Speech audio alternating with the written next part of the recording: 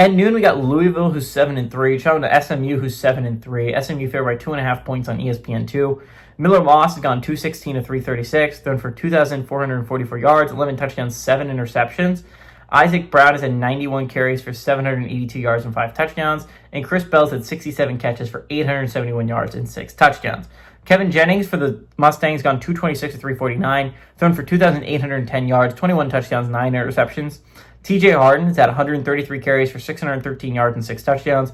And Jordan Hudson has had 42 catches for 595 yards and 4 touchdowns. SMU is 3-0 against Louisville all time from 1983 to 2024. Louisville's 0-1 when traveling to SMU, and they're 0-1 in one-possession football games against the Mustangs. They played last year, by the way, and Mustangs won. That was part of the, that was a big upset at the time. Everyone thought Louisville was just coming after, I think Louisville beat Clemson. So it looked like Louisville was absolutely a contender to go to this college football playoffs as the ACC rep, and SMU came into Louisville and they beat them, and this kind of put SMU onto the map of teams we should be considering.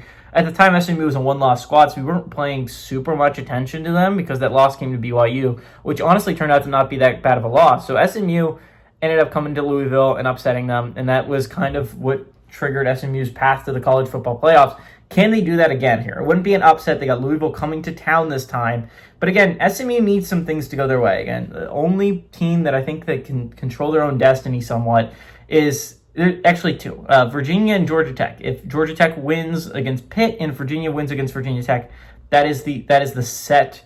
That's not really the set. Again, Virginia needs Georgia Tech to beat Pitt realistically to get into the college football playoffs. But again, for the most part, Virginia controls their own destiny.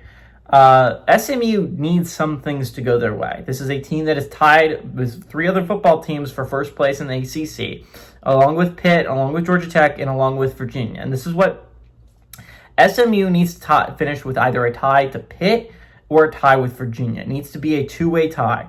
That is what SMU needs to happen to go to the college football, to go to the ACC championship game. They need either Pitt to... Again, Virginia can't finish with more than 2 losses. So theoretically speaking, if Virginia was to lose to Virginia Tech and Georgia Tech beats Pitt, then that should give SMU a path to the college football playoffs. That would put them as the one of only 2 one-loss teams. Now, when it comes to tiebreakers, they lose tiebreakers to Virginia. So they need a Pitt tiebreaker would be massive for SMU. Pitt tiebreaker would be big for the Mustangs.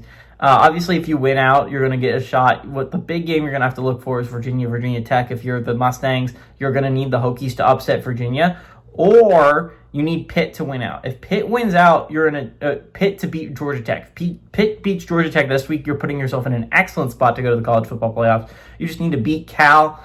And I think you're good. If I remember how tiebreakers work correctly in the ACC, I think SMU is a big fan of Pitt this week to beat Georgia Tech.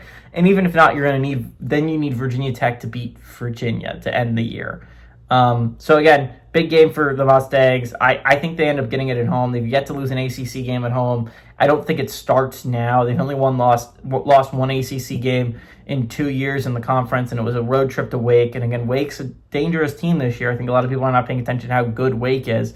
Louisville's kind of dead in the playoff picture. I don't know if they come out with quite the same. They're on a 2-game losing streak. And again, I don't expect a Jeff Brom coach team to roll over and die, but I do like the Mustangs to find a way to win at home. Give me the Mustangs to win. I like them to cover at home.